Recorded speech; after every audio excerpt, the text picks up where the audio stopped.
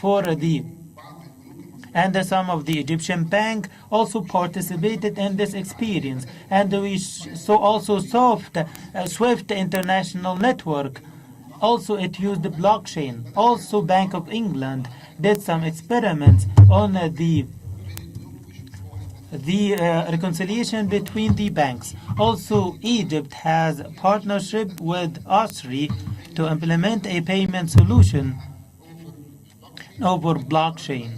And also Emirate Dubai in Emirate also implemented that, and it's a currently running production that they are doing chain. And they did the transformation of the check through blockchain. HSBC did also letter of credit and also going on right now.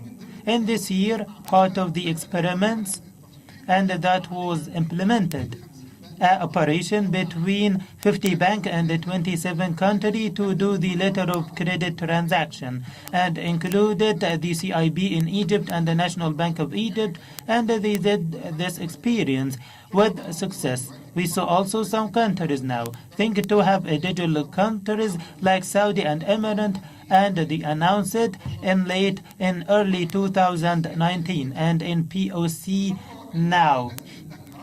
Now we should know that is the idea depend only on the private sector? No, the government as a sector can use it a lot. And Dubai have ongoing experience, which is blockchain strategy for 2020, and I think we will discuss it in the debate. And Estonia also think about the identity or do e-residency on blockchain. So why blockchain isn't prominent till now? Actually, one of the major things that hold the blockchain back is the irregularity uncertainty. We should differentiate between blockchain regulatory. We are not talking about the infrastructure of the blockchain. The regulatory framework is ecosystem for the use case itself. So each use case we implement need from us to change the regularity framework and the rules that guide the whole thing. Also, there are some risks that we should take into consideration, especially these skills or the people, the promoter or the developer of the blockchain. So the technology is still fresh, new. So one of the most important things that we don't have the number of developers and the skills that can cover the job that should be done. And now we are thinking in the Egyptian bank sector to implement it as a central bank to do that and to direct the youth to study such technology so they can cover the huge need that will happen in the bank sector in Egypt. Thank you.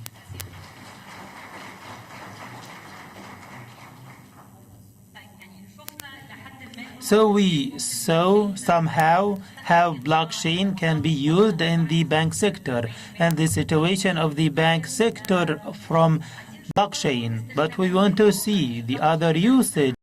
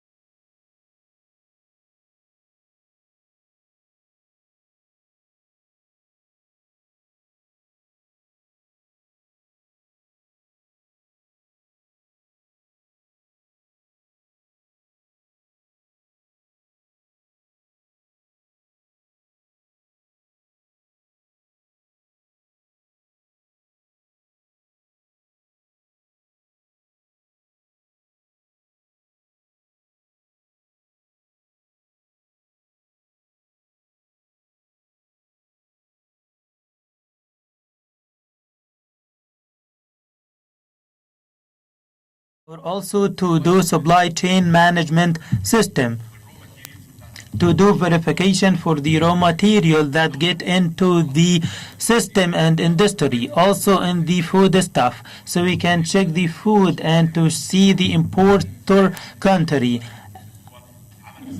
So it's not only the production date, but all other information.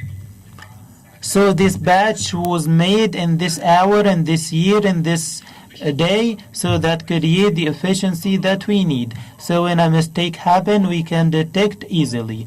So the quality control will be easier. I'm sorry for interruption, but we saw in Egypt and in other countries there is a expired food or corrupt food or rotten food.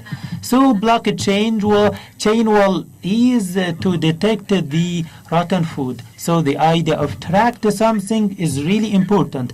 Yes, to detect it because before it culminated to be a bigger problem, especially fighting corruption. Fighting corruption here in Egypt is important, like to detect the expenses. I am not saying it should be public, but should be detected and monitored. And also, each ministry will have its privacy, but also there is supervising agencies. So, if all the interested supervising agency will have an access, they can monitor everything on an hourly basis, and they can detect the problems and detect its sources and solve it very fast.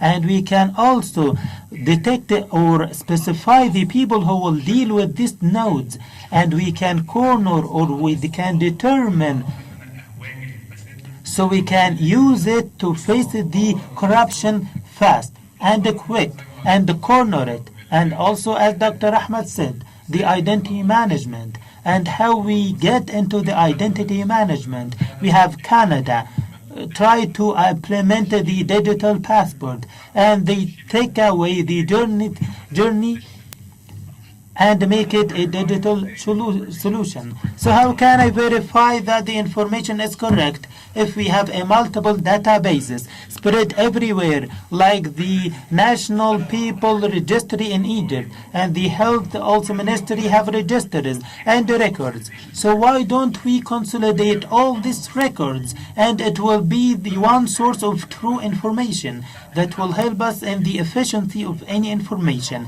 So if I have many number and many piece of information, I can't have an complete and accurate analysis because I have to verify the source of each number. So I have a trusted platform that I can use it, and blockchain can provide a good tool to have this information hosted in it, and we can share it in a regulated way with everyone in the government and all the stakeholders. So you are talking about the private blockchain.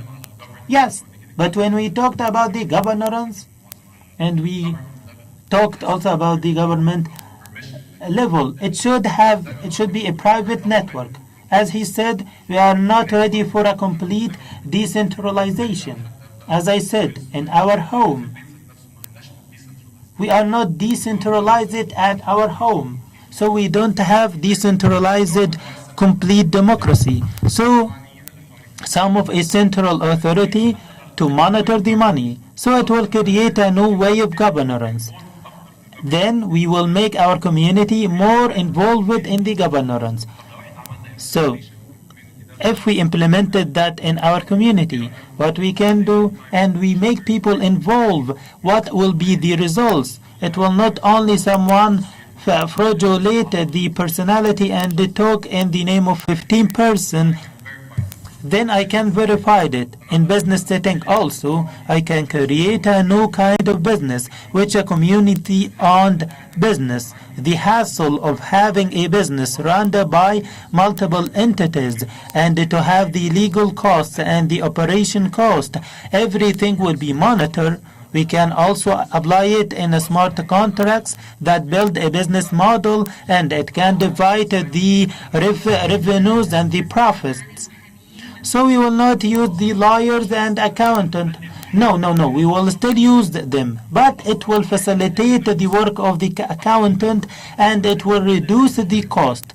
And that's what we always do in the business. We are reducing the over costs.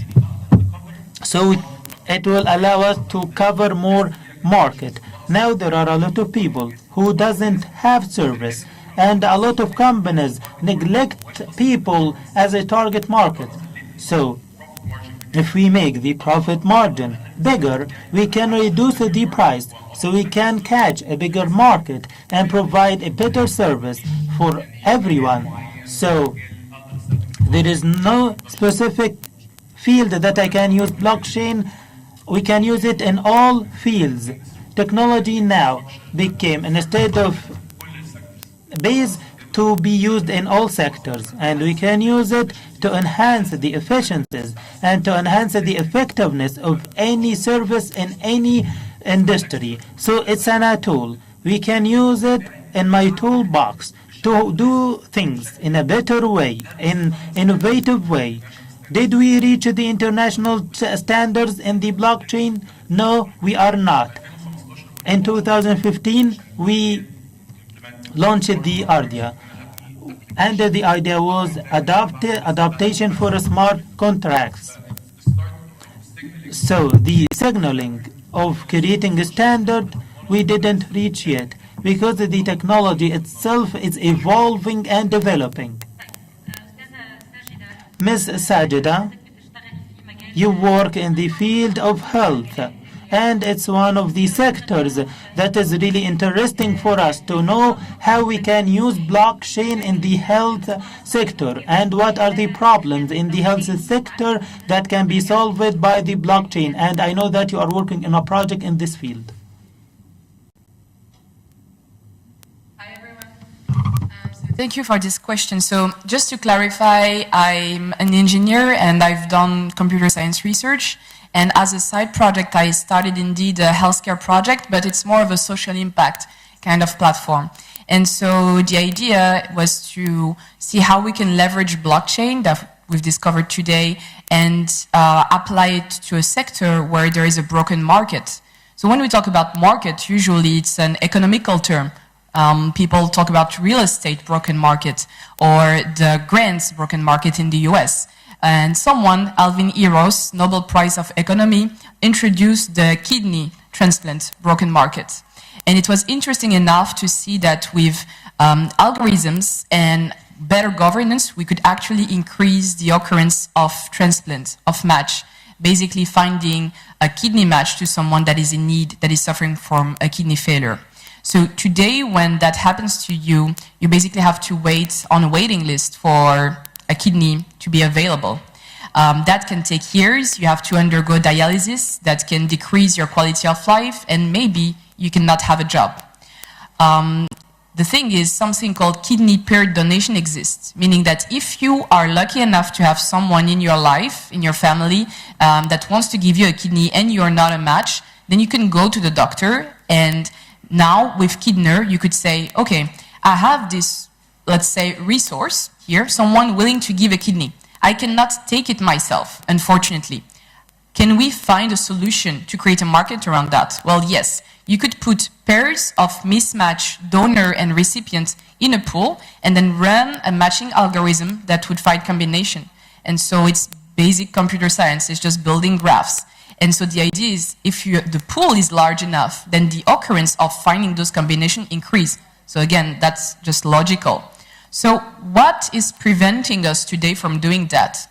Well, I would say absurd reason, geography. Today, the transplant system are limited to where you live. So for example, if you're in France, you're going to be matched with someone in France. If you're in the US, well, you have better luck because you're in a big country. If you're in a small country, then it's difficult. What if the best person for you, the best match, is living today in Japan? How are you ever going to find out? You might die waiting for a kidney and never know that someone could have saved your life. So that's where blockchain comes to play. Blockchain, as we've understand it, and the good news is you don't really need to understand how it works on a technical level. You just need to understand the benefits. The benefits of blockchain is enabling people that are competitor or that don't trust each other to collaborate, either to solve an issue or to create a new service or a new business. Here is the hospitals, is the healthcare authorities. Many countries have patients, they have those donors. What if they create a network where they can enroll those pairs of mismatched donor and recipient, and they share this information privately and then run an algorithm that will match them? All of that being sure that no one is going to cheat, no one is going to push their own patient, and no one can say afterwards, well, actually, that person was not a match, and erase the file. So we know about corruption, we know about queue jumping, we know that some people well-connected can have better access sometimes to healthcare services. What if, using blockchain, we have a transparent governance between all these bodies, enabling a new service that will actually save people based on technology? And then the second aspect of that is, of course, privacy. We're talking about healthcare. I would say, fortunately, that's not the only sector I work on, otherwise my project will take 10 years to be developed, because healthcare is so complicated. It's not the kind of sector you disrupt, right? So the privacy aspects and the ethical challenges in healthcare are very high. And so we're using, if you know about, for example, homomorphic encryption, I'm not going to go in detail, but cryptography tool, the science of secrets. How can we use cryptography, not on a university kind of ecosystem, but in real life in application? Well, actually, the technology that we use enables you to encrypt, so basically hide some data that you send on the network, while the algorithm itself is still able to compare it to someone else's data that was encrypted with a different key. So we can all share secret here in the room. No one is going to be able to know the data that we're sending, for example, in a black box. However, the algorithm can say that data is a match with that data and give you that answer, and let the, for example, doctors reach out to each other and organize the transplants. So this is the grail of what we want in the informatics system. We have leverage of data, we're leveraging data, creating new services while protecting it. So I think we're going to discuss about data privacy after, yes. But just to circle back to everything you just heard about blockchain, for me, blockchain is powerful because it's open, because it's transparent, because you have accountability on it, and because there is no way that a single actor can at some point switch it off and say, well, actually, I don't like the way this is going. I didn't envision this kind of behavior, so I'm going to kill it. That's not blockchain. That's just traditional database and computer science that we know for decades. Blockchain is interesting because it's open and because anyone can have a say in it.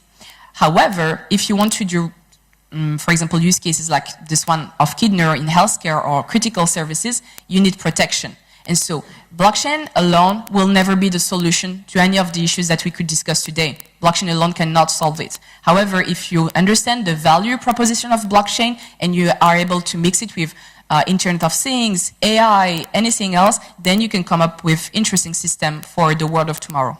Yes, of course. And we will discuss about the data privacy and the regulation right after. Back to you, Mr. Filian. I'm sorry, I forgot to speak in Arabic. ما هو شكل is the infrastructure, the optimum infrastructure to implement or to use the blockchain, and does it vary from a country to another? Mike, please. But your hardware infrastructure, which is the computers that are actually running the software that operates the blockchain. And I think for some systems, specifically, let's say, national identity, it's incredibly important that that infrastructure is run in country. Maybe it can have links to other infrastructures, maybe more open networks, but it's important for a country's security that that infrastructure is run in country, so it does probably need to be developed, at least regionally. So that's the first part. The second part is the way the networks are formed, I would say, is also of great importance. So if you want to get the most benefit out of blockchain, you have to have a long-range view on what softwares you use, what networks you use, and how those networks are formed. So my biggest fear of the next 5 years is that we just create totally private blockchains for government and separate but totally private blockchains for business. And this leaves not a vast space for the entrepreneurs in every country to operate, to take the promise of blockchain, to take that stateful data and to create new and interesting projects. So looking at it from an infrastructure perspective, my sort of guess as to what can be very interesting is a public-private blockchain hybrid, where you have some elements done in private, either on a database or on a permissioned network, and you have some elements that are public. And that allows you to sort of answer the regulation question, because the regulated elements can be done either in private or by nodes that are essentially regulatory nodes on the public network. But it also gives you a space for all of this information to come together, all of this state to come together, to be used for things that we haven't thought of. So from my perspective, infrastructure and the way we form these networks is incredibly important.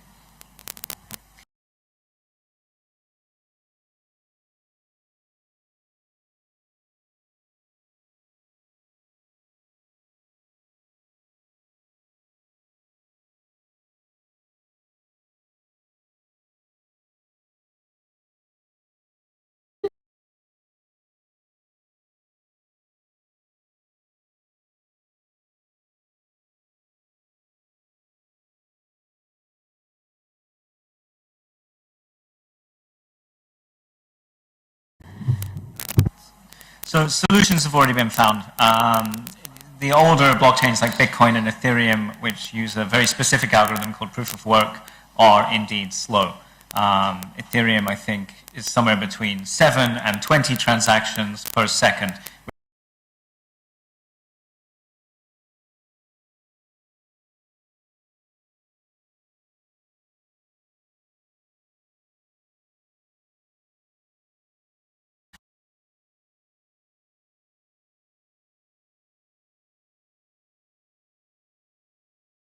New algorithms such as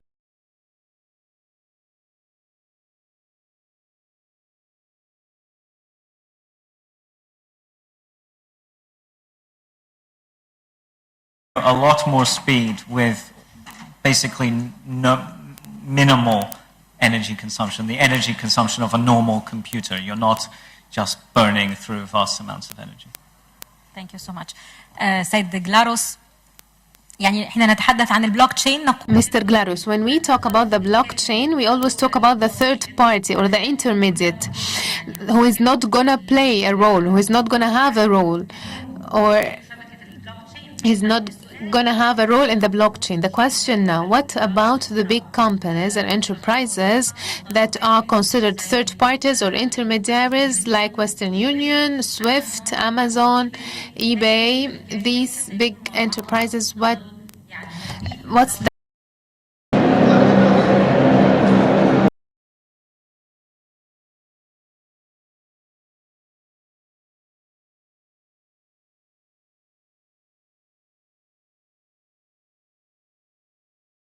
is sort of, Hugo was alluding to also in Sujata's point about healthcare. You're going to need a trusted network operator for a time being.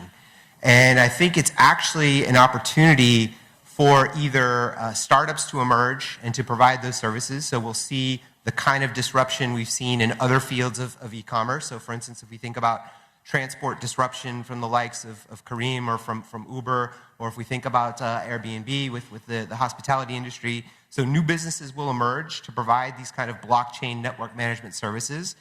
But I think in particular, Swift is a really interesting one because I think Swift actually has the opportunity to themselves transform and reinvent themselves as a network operator.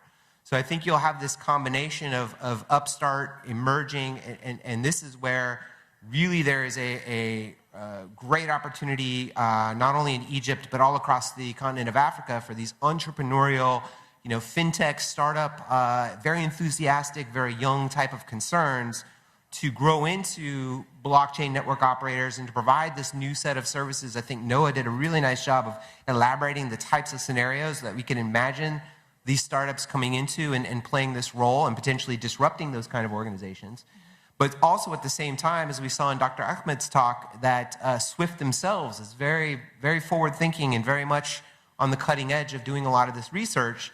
So it's not unreasonable to imagine in the near future that maybe there's a parallel SWIFT network that is based and backed by blockchain that's available to large institutions. So I think you're going to just see lots of experimentation, lots of learnings and feedback.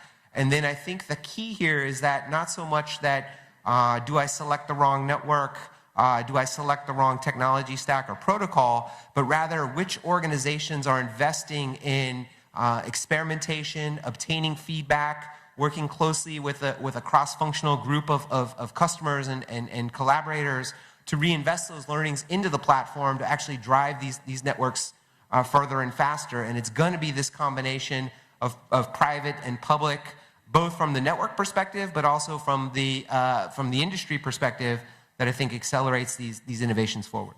Yes, thank you. يعني سيد نوى Thank you, thank you, Mr. Noah. You have spoken about Uganda. Could you elaborate further on the usages of the blockchain in Uganda? And I know that your company provides solution. And could you explain as well how do you cooperate with the government in Uganda?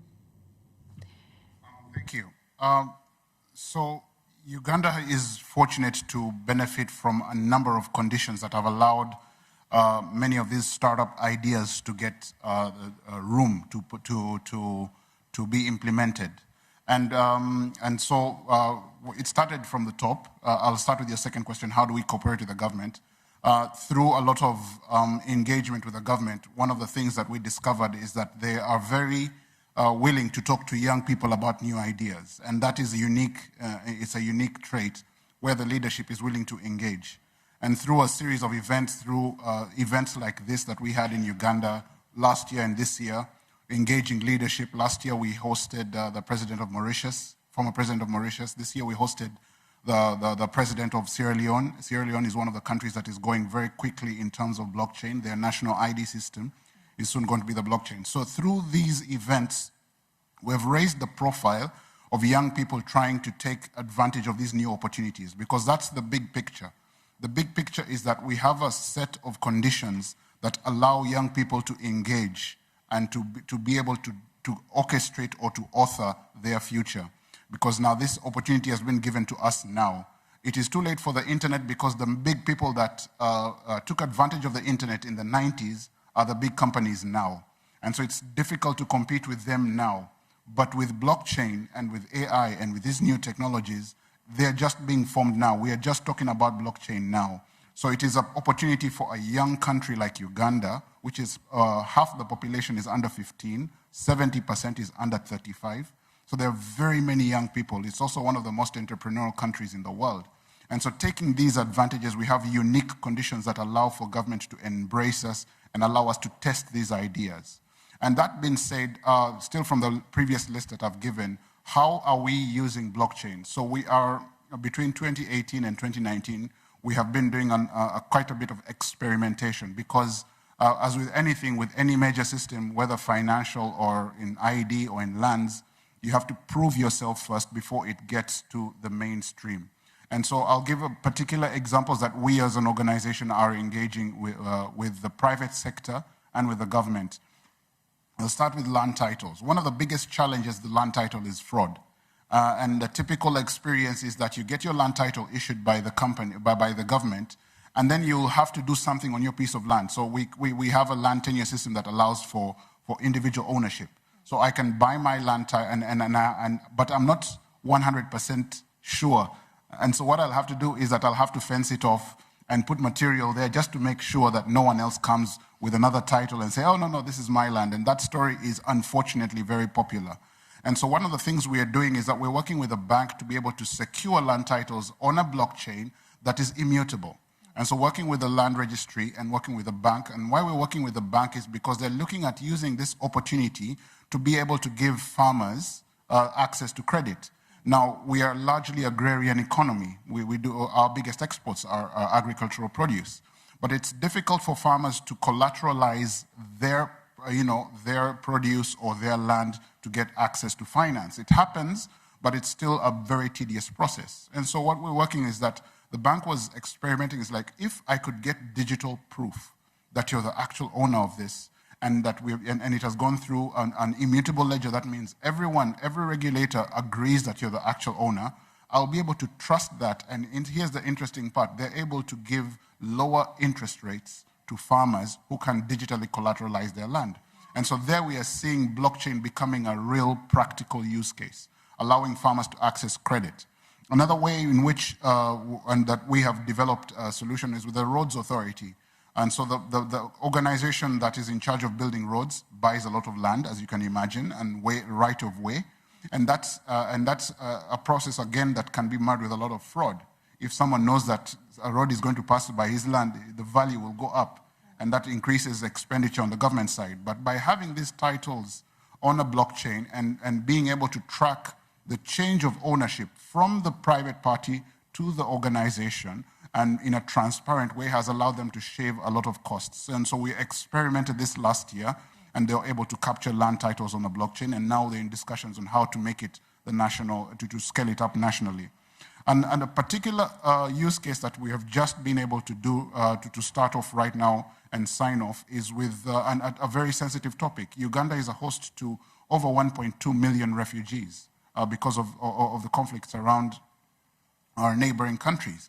And so one of the biggest challenges, and what played out recently, is that because of identity fraud for refugees, like you heard the story yesterday, it took about 5 years to get a refugee card, and it's a big problem. And so what happened is that there was huge identity fraud, and what the regulator did is that they stopped refugees from getting SIM cards. Now, SIM cards in Uganda are the biggest tool for digital inclusion and financial inclusion. Digital inclusion because the SIM card is what you use to make phone calls. The SIM card is what you use to get access to internet. And so if refugees cannot get a SIM card, they are digitally excluded. But it's also financial inclusion too, because a SIM card gives you access to mobile money. Mobile money is the biggest tool we have for for financial inclusion. We have 21 million mobile money accounts in a population of 40 million, half of which are under 15. That means every adult, arguably, has a mobile money account. But here you have blocked a huge group of people, maybe about 700 or 800,000, from accessing mobile money services, so they cannot transact. And so we are, that was because of identity fraud. So we are working together with our communications regulator to put their identities on a blockchain, so to curb out the fraud. And so once we have that detailed KYC around refugees in a self-sovereign identity on a blockchain that is immutable and that is verified by every party, they can easily get a SIM card. And once they get a SIM card, they can make phone calls, and more importantly, they can transact money. And so that's one of the ways in which we are practically using blockchain to solve problems that are there. There are very many other examples, like in the trade facilitation. One of the solutions that we are discussing with our revenue authorities is on a customs blockchain. And so Uganda is landlocked, so we depend on our neighboring countries to move goods from the coast into Uganda. And so we have very tight collaboration between the Kenyan Revenue Authority and the Tanzanian Revenue Authority. And one of the conversations we're having here is how do you track goods, for customs purposes? Because right now, like I mentioned earlier, it just happens over email. They scan documents, send it over email. And one of the biggest costs is storage, because they're getting thousands and thousands of email. There's a digital collaboration of sorts, it's makeshift, but it's not efficient. So one of the ways we are looking at solving that problem is to introduce a blockchain.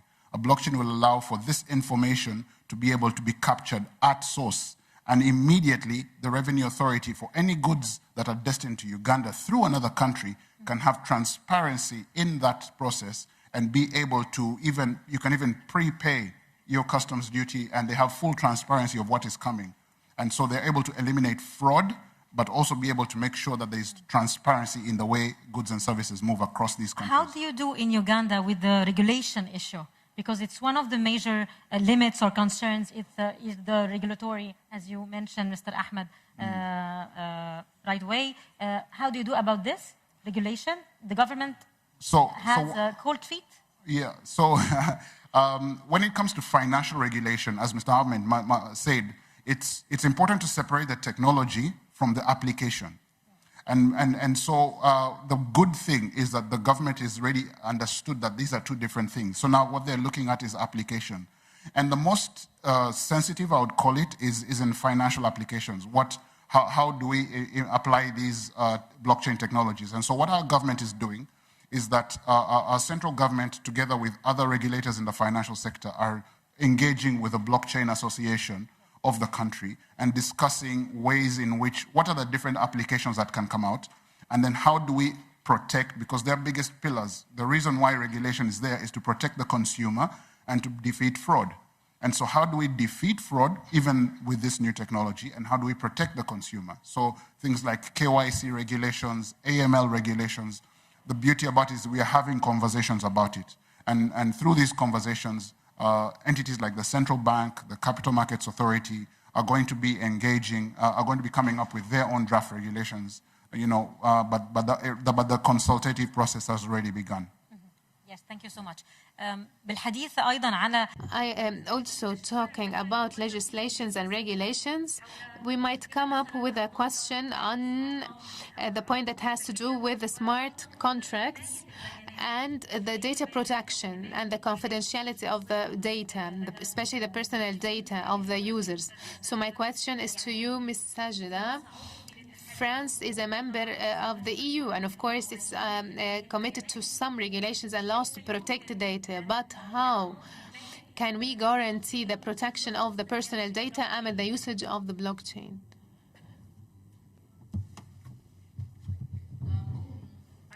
Based on what we just heard, we need to just clarify something. What you've been hearing today is many applications, many use cases. It seems that blockchain can be used to do everything and solve everything. And that's not true. That's not true because of regulation, and I'm going to answer that question. But it's also about, if you take a step back and think about the internet bubble and the war that happened around protocols, back in the day, we were in the same situation, private corporation pushing things, other type of actors being afraid of what the potential of the internet could do.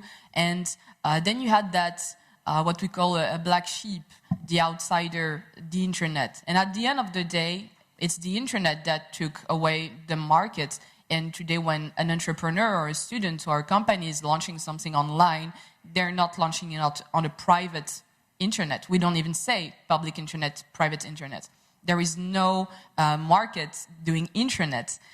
Google was not built on an internet, Facebook, Instagram. So my point here is just to say that today we're using those public blockchain, private blockchain consortium. I really think that many years from now, those words won't exist and it will only be blockchain or, like private, decentralized ledger technology or whatever, built by consortiums. And those are actually very interesting today because since people don't really understand what blockchain could do, these are almost the necessary first step for organization, companies, traditional sectors to onboard on this revolution. So it's very interesting what many actors of the ecosystem are building towards that. That being said, when we talk about blockchain, there is this notion of transparency that is very core to it, because without transparency, then you cannot have trust that you're trying to build, and you cannot have this decentralized governance. However, transparency also means that you're exposing yourself. You're providing data to all the actors that are working with you in the system. So how do you solve that? One of my research topics was about how do you reconcile transparency with privacy? And so actually you can do it. You can do it. You just have to use other technology, like I said before, such as cryptography. And France, so you all know, I guess, about the GDPR. France is applying it, of course. We've received tons of email asking us to update all that, so it's a big thing. It's interesting because France is not even the best student, like in Europe. I went to Estonia. Estonia, they're laughing at GDPR. They're like, we've been having that for decades. Like, this is not something we need to work on. Whereas in France, we had to work on pushing that in terms of state of mind. We still have today people sending through emails, Excel sheet with phone numbers of their partners or clients just like that. GDPR is not a reflex for many people. So the issue is that when you have the same kind of negligence, which is sort of okay today, but if you put that in a blockchain, then that can have very critical consequences, because blockchain is supposed to be immutable. So now you're pushing information on some place that you can never go and delete it. So you can do a hybrid infrastructure. So some of my projects have an on-chain component and off-chain component. Everything that is critical, everything that requires heavy computation, and we've discussed about scalability, throughput performances, you can still do it off-chain. However, what is it that you really want to do on-chain? It's about trust, it's about proof, it's about truth. So we're only storing mathematical information that we need. So afterwards, if there is any issue with the result, we can go back and say, here is how it was computed, here is why the result is valid. So I'm not going to go into details, but it's a classical prover, challenge, verifier kind of thing. So that's the one thing. Then you can also use a key to encrypt some information, push it encrypted on the blockchain. If that person does not have the key, then the secret is safe. And then you can also use the key to decrypt it. If you lose the key or delete the key, it's sort of like you remove the access to that information. So it doesn't have to exist. So those are just examples of how you can, with a blockchain that is transparent and public, still have privacy. And now you have the possibility to work with people, because you can say, I'm only going to post some proof. For example, the movie theater example that we give. You go to see a movie and they ask, what age are you? You show the ID card. With the ID card, they have everything. They have the name, they have the exact date of birth, they have all the information. But that's not really what you wanted to prove here. You just wanted to know if yes or no, you can enter to that room to see that movie. And so you can calculate proofs of any information regarding your identity and use them in various situations of your life. And same for a system. Someone is asking to have a loan or access to a file or anything. That person can generate a proof so that when the system is checking against this information, there is no file exchange, there is no disclosure. The system is only going to see if the proof is valid, yes or no, that person has access. So we can be really smart about it. The only reason this does not exist is because there was no business. Like, why do it? Why protect the information? And that's because the monopoly that we've seen on internet, at first they were leveraging this vulnerability, the lack of R&D, the lack of those small tricks that I just told you about. And then it became the model. Then it became the business model. We're not going to work and put our engineers and PhD to work on protecting your data. Our model is to leverage your data. So the only reason this does not exist is not because it's too deep tech or immature. It's just because the money is not going in that direction. The money is going into how do we create ad tech that is going to leverage it to the best extent of the power of those GAFAM. So yeah. Yes, thank you. أستاذ أحمد منصور خلينا نتكلم مع حضرتك على يعني بما إن Mr. Ahmed Mansour, let's talk about Uganda. We heard what is happening in Uganda regarding the blockchain. Tell us about Egypt and the future of the blockchain. Okay. Let's start talking about the Egyptian experience that we did in the Egyptian Central Bank. The Egyptian Central Bank is the responsible for the digital transformation in Egypt. And one of the most important aspects that we worked on in the past period is formation for a task force to study the blockchain technology usage in the bank sector. And the task force was formed in July 2018, and it including the Egyptian National Bank and the Central Bank and the Money Laundering Fighting Authority and some of the major banks in Egypt, and also some of the innovators and the technology innovators and the youth who have experience in the usage of such technologies, and some researchers from the Egyptian universities who covered with us, and also including the iScore.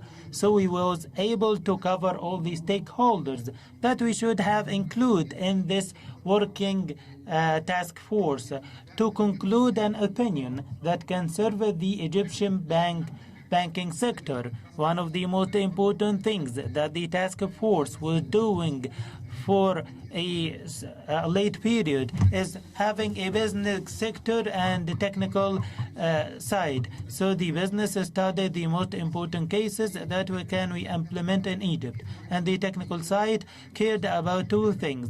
First, the infrastructure layer and the technology used as a technology, and how we integrate the technology inside the systems that we have in the Egyptian banks. And part of its important work is the cyber security. And we can't talk about any kind of technology in the new modern financial technology without talking about this cyber security. And part of the things that we are doing,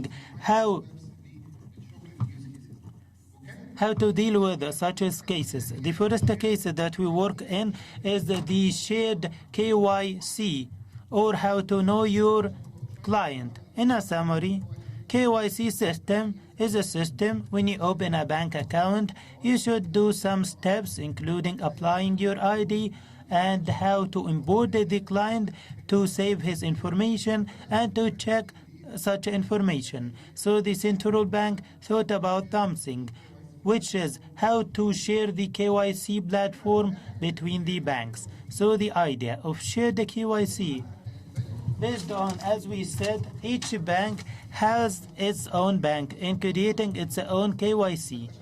But we realized that each bank already kept the customer's information, and also they reached a period or a phase that somehow the data have a rubbish data because the client repeat different information. When he changed the information in his ID, for example, so the banks themselves had a problem in the time and the costs that they waste in the implementation of such a process.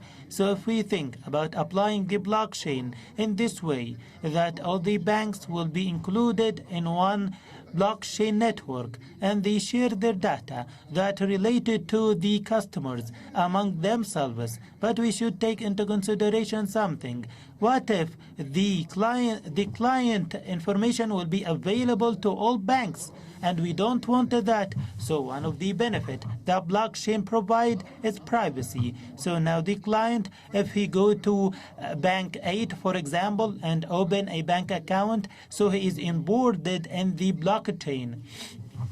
But the control of data now in the hand of the customer. So if the bank want to check the private information and data of the client, the bank will not have the access, even though the information exists on the service and on the blockchain, but it's encrypted, so the bank can see it only in one condition, if the client give them access to see it. And in this case, that we cover the privacy part. At the same time, we talked also in the task force how to keep the on-chain and off-chain data to comply with the idea of the data privacy as laws. So it was clarified that some data will not be available. Some of them will be in the interior ministries and some will be in the banks.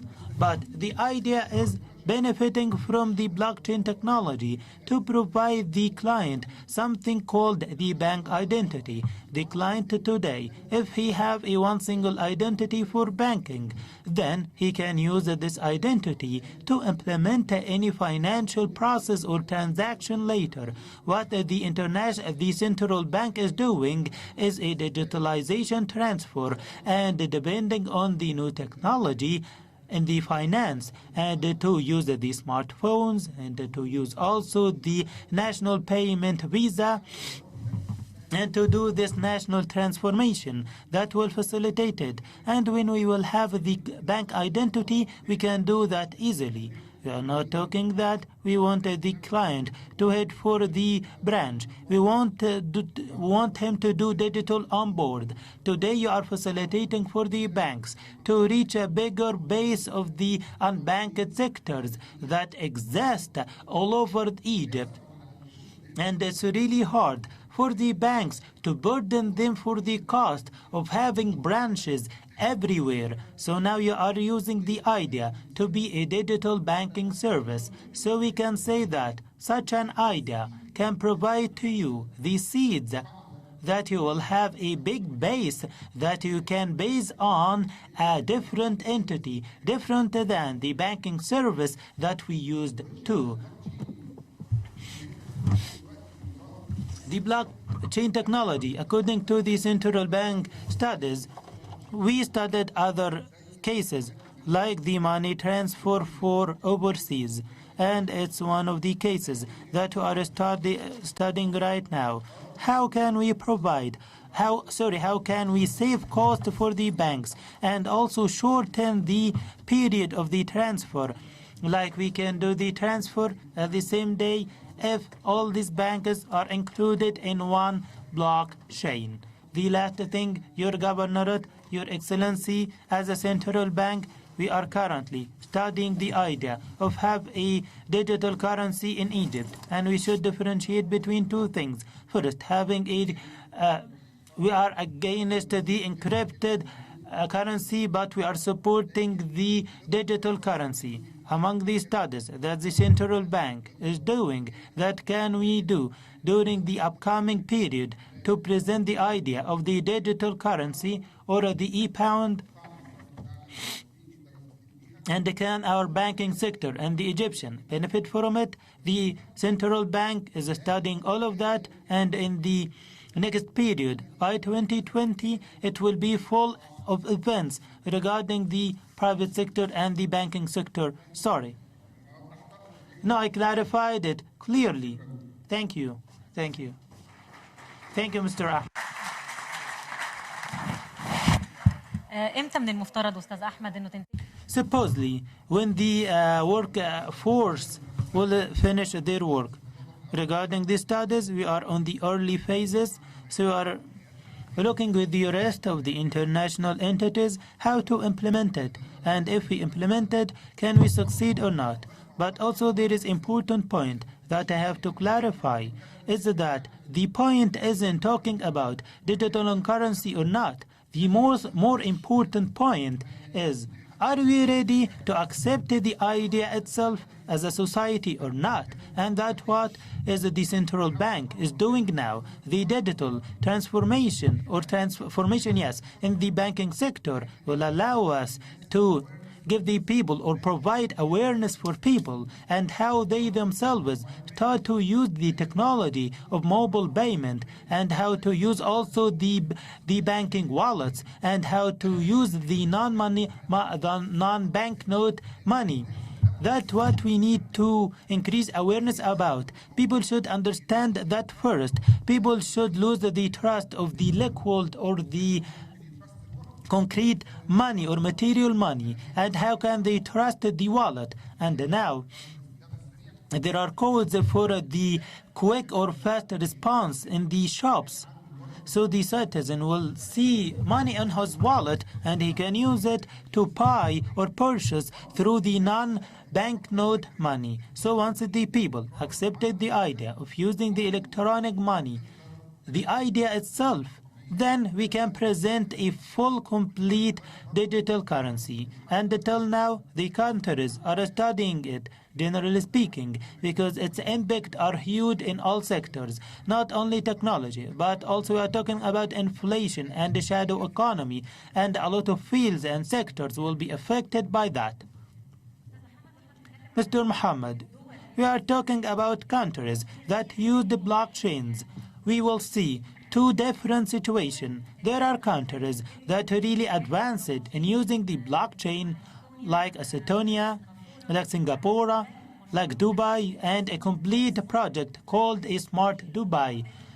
On the other hand, there are some countries still reluctant in this matter, and they are really keen to process in it and progress in it. Regarding the legislation and protecting the private information, what is the difference between these countries? Why some countries tried and why some of them work slowly? We should identify the common factor between these countries. These countries are small by the population. Yes, so they don't have a competitive advantage globally. So they try to increase the productivity of them and to make also the business environment more welcome, and to help also the entrepreneurs to embrace it, to increase the competitive advantage of these countries globally. Like Smarter Dubai, it's not a one or two initiative, but it's a policy and a whole initiative, and how to increase efficiencies, and how to make the country paperless completely, and how to make the experience of the citizen himself paperless, and make it easy experience for everyone. So either issuing a driving license or your national ID, or connecting it to the banking accounts and the medical insurance, so they will have a unified portal. At the same time, the data will be secured.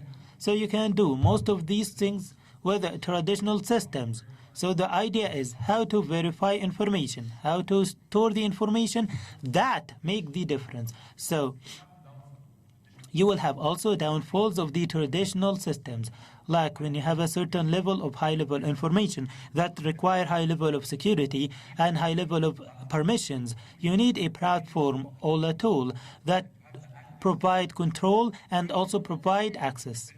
And these countries own it? No, not just owning it. There is no standards till now, but they have the policies and the regulations that they're trying to implement. They are doing experiments, try and error, and they try it in smaller areas, like in a small town, because they are experimenting before they go in a full road.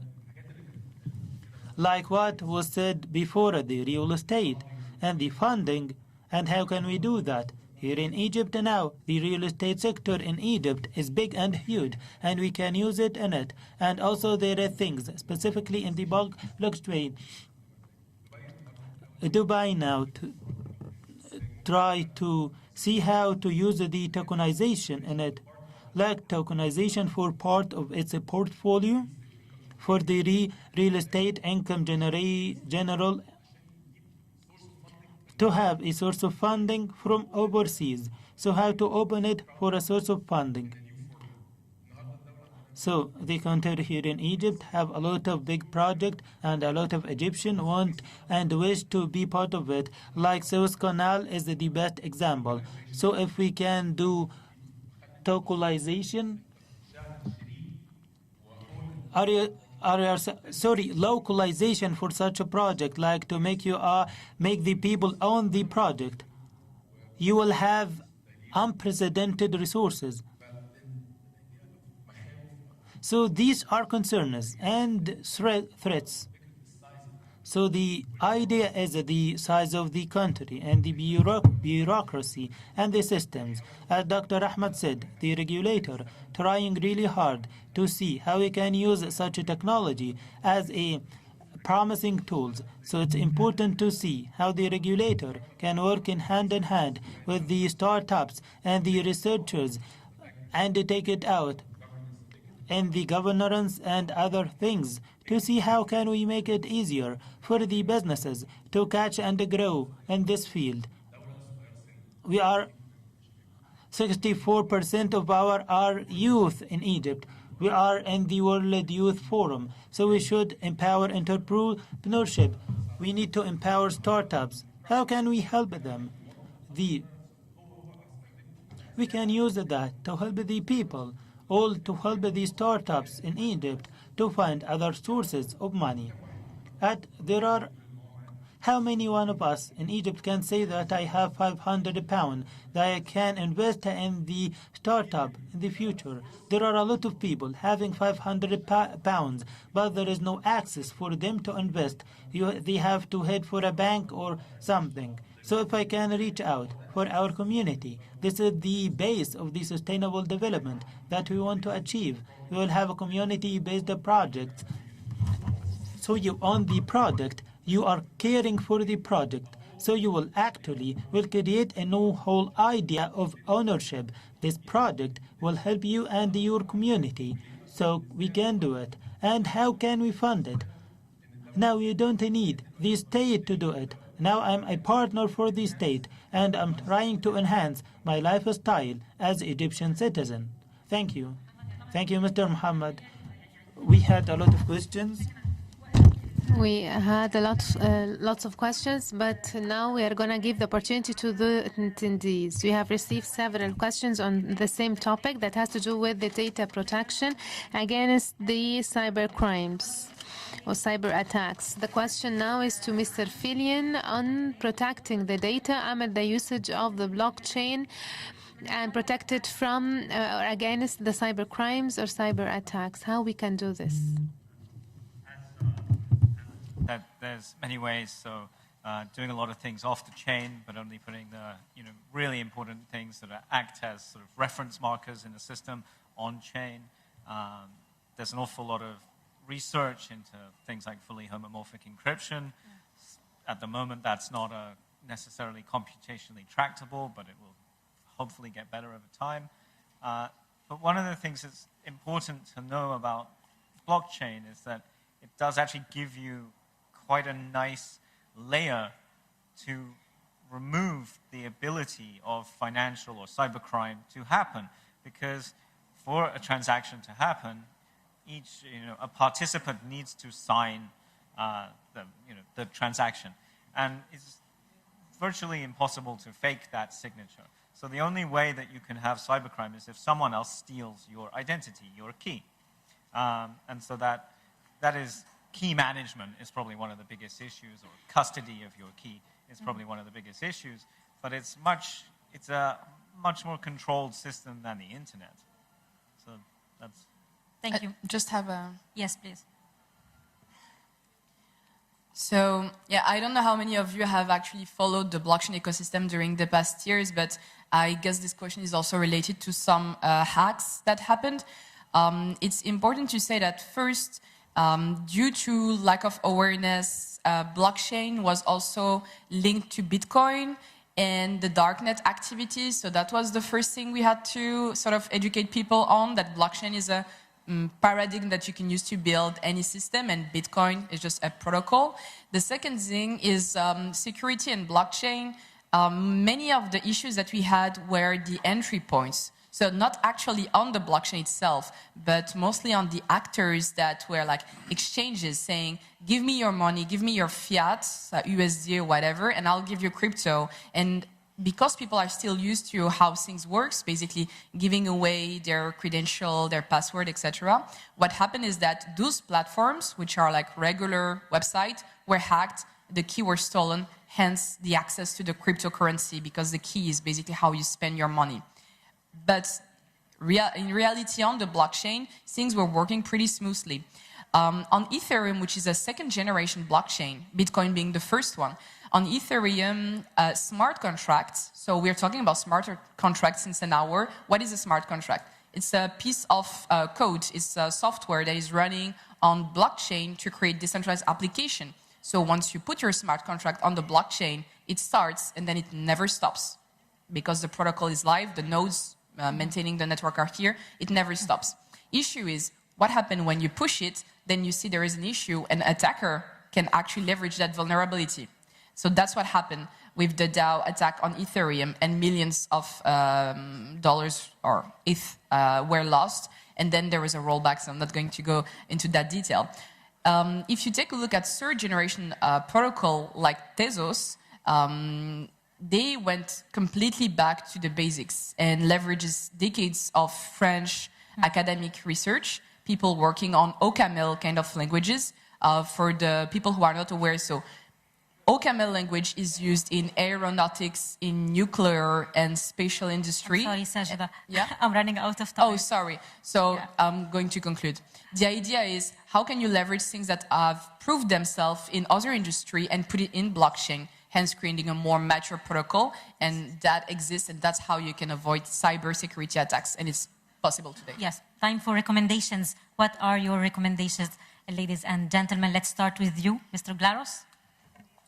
I think the first takeaway is, we heard a lot of different topics, a lot of different industries, a lot of different technologies, but let's not exclude cross-functional skills from coming into this. Blockchain is not something that the youth should look at and think, I have to be a computer science degree or I have to have an engineering background. No, we actually need marketers to come into the field to tell the stories of these use cases.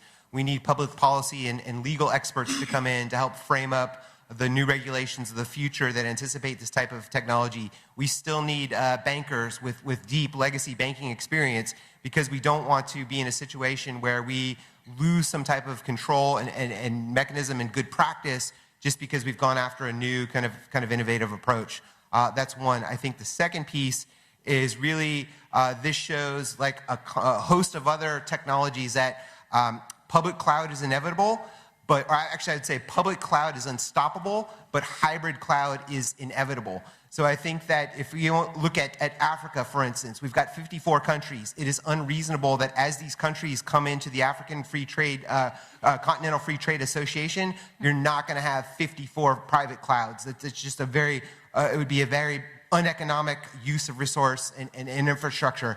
But rather, if you can have kind of these networked capabilities where you take the power, the multi-party platform of blockchain, the ability to share data, the ability to move these proofs around, and then you combine it with the ability to open and close it selectively using cloud technology, we think this is a very good pattern for the future and can really help Africa with this leapfrog paradigm. Just as we saw with mobile phone, mobile phone is kind of almost like level 1 cloud adoption because you're basically using the mobile network operators to build this out.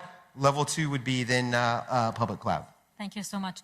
أستاذ أحمد التوصيات الختامية. Mr. Ahmed, the final recommendations. I would like to thank you all for your assistance and for the enriching discussions. The first thing that I would like to say is that we are at the central bank.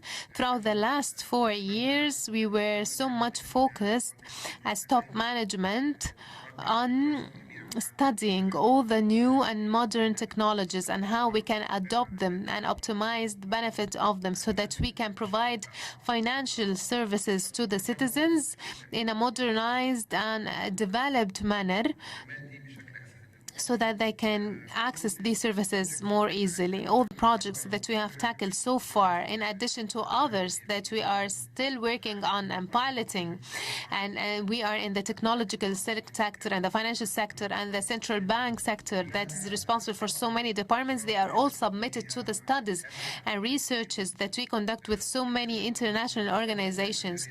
We are not able to reveal all these details to the public unless we are standing on a solid base with respect to each and every project and to study each and every project comprehensively before or prior to announcing it in the market in order to avoid any dire consequences or misunderstandings. So currently, as I have said, we are studying the usage of the technology of the blockchain in so many projects. We are studying the usage of other modern technologies with respect to this cybersecurity. It's one of the most important sectors that we are working on to protect the banking sector against the cyber crimes and cyber attacks. And this reveals the fact that the central bank is so much interested in investing in the technology, but with taking steady steps to avoid further problems or complications.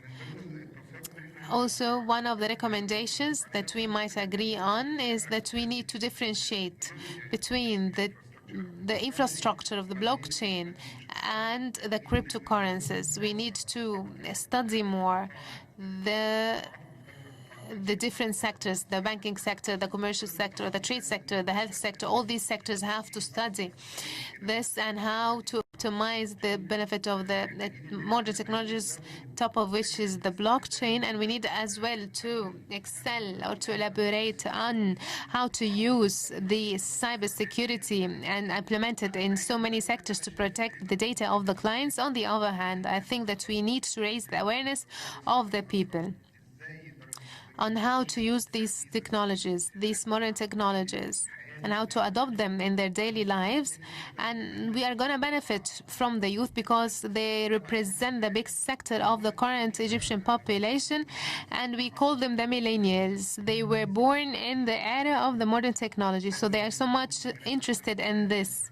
So we have to open the horizon for them. If we use or adopt the new technologies, they are going to provide them with new job opportunities. The central bank now takes the initiative of the innovation hub for the authentic Egypt. We have adopted all these initiatives so that we can work hand in hand with the youth and use the new modern technology, open horizons for the startups and emerging enterprises.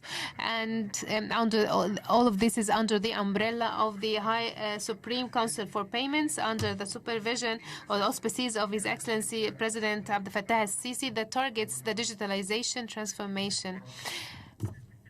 Mr. Noah, your recommendations. Thank you very much. I think it is important for us to understand this new opportunity that we have at our doorsteps. And so in terms of taking a takeout from all this conversation about blockchain, one thing we need to understand is that, as Michael has mentioned, it's an opportunity to leapfrog. And I'll speak from the African context. We have nothing to lose and everything to gain.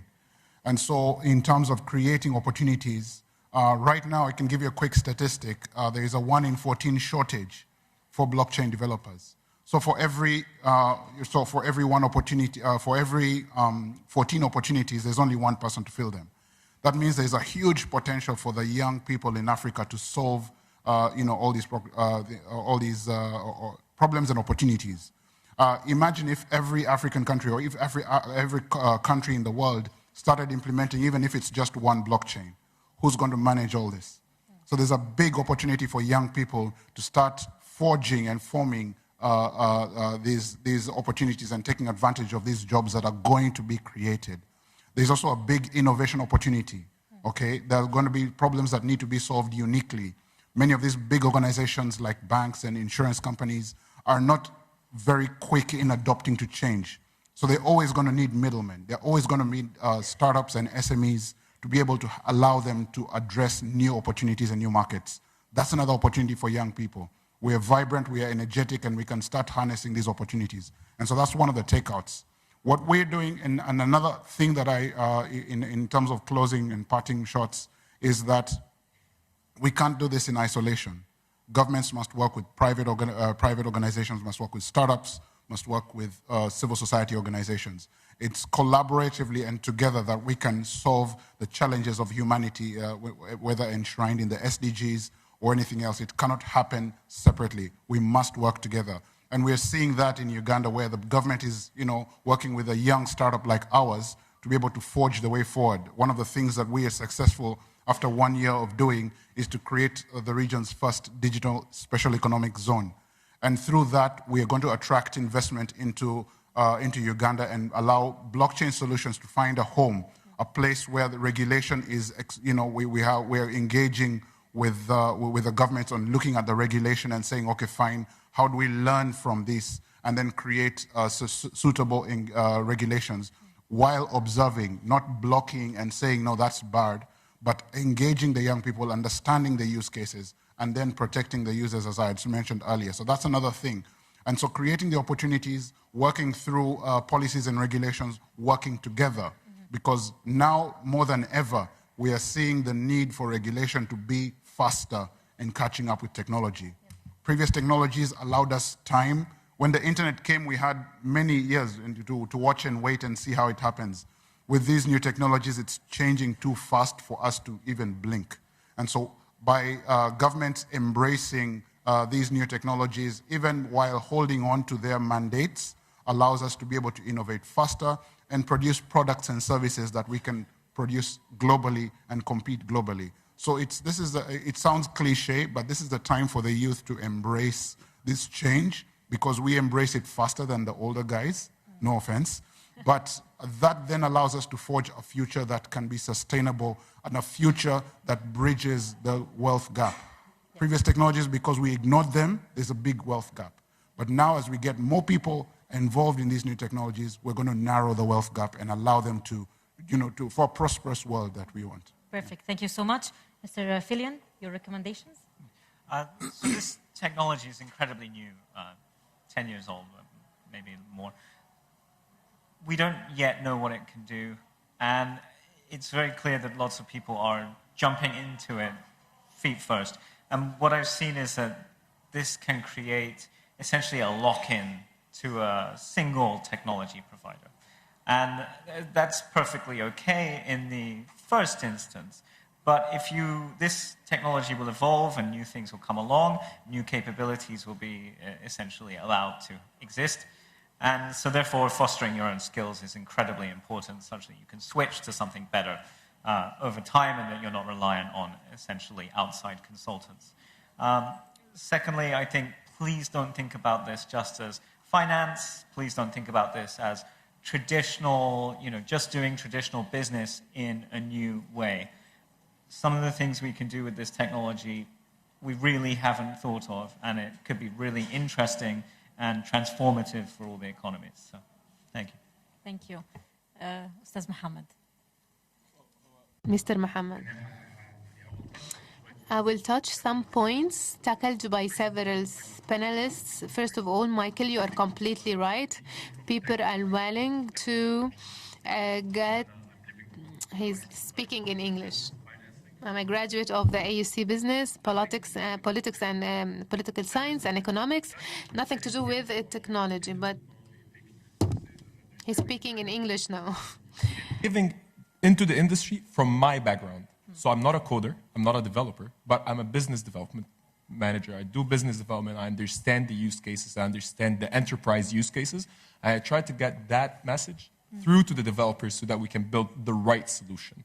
Because what we see from the beginning of the industry and when 2015 came, there was an emergence of a lot of technologies that had nothing to do with what really is needed in the real world. وفي كان فصل رهيب ما بين الدولة أو And there was a complete separation between the needs. But with respect to a country like Egypt, the recommendations for Egypt and training and empowerment of youth to have the programs required to build their skills. Number two, to have more than sectors, and not only the fintech, but with other sectors and ministries like Ministry of Industry, Ministry of Agriculture, to know how to use the technology, because technology is just a tool that you can include in all the industries. It's not in one industry. In France, for example, I think in Carrefour, they started to use the blockchain on the supply chain, and in Walmart. So these are experiences. Can we implement them in Egypt? I can tackle and understand or study all the experiences, and I have a task force and disseminate them, and not to make them only work on the fintech, but to work on all the other sectors that could use technology: customs, trade, finance, supply chain, identity management, real estate, antiquities. If we have a blockchain for antiquities, all the Egyptian antiquities, I think this is something that's going to protect our heritage. I think this is something that we should do to introduce all the antiquities into the blockchain, and to know what piece went where, and even if they disappear, when we find them back, I will always know that they were in a certain place, to have the trackability. Other than that, people have to understand the technologies.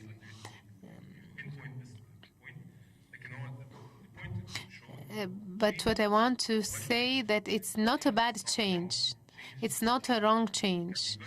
A change is something, either it's good or bad. It depends on us. It's like somebody when he gets when he gets a tree and try to plant it to make it bigger. So we need to help our communities so that they grow in the right way to serve the country, and to serve my needs, not just to serve only the private sector. So this is what we can benefit of. Finally, Ms. Sajida, what about your concluding recommendations in 2 minutes. So yeah, I think there's not much to add. Everything was said. What I would just say is today we have Libra. I think everybody followed that initiative led by Facebook. We see what's going on in China. In France, recently we just had central bank launching a call for project regarding a stable coin. So take everything that was said here as a recommendation, plus add that context because the race has started for, many weeks now, many months, and now it's getting more and more public, meaning that when people are communicating right now, it means that they already have something working in the background. So I really see here in Egypt a potential to become like a player in that ecosystem because you have everything from the startup to the infrastructure to the association, the skills. So I really don't see how that's not being leveraged. And that could also be, something good also for Africa because we've been discussing about how we build an ecosystem. Everything needs to be done. At the same time, everything can be done. And that's great. So thanks. Thank you so much for this positive note. الحديث عن البلوك تشين لم ينتهي للمهتمين Talking about blockchain isn't done. Tomorrow we will have another session. We will talk more about the blockchain application and how we use it. That will be tomorrow. I want to thank you a lot. I want to thank a lot the panelists. Thanks a lot for your presentation and your time.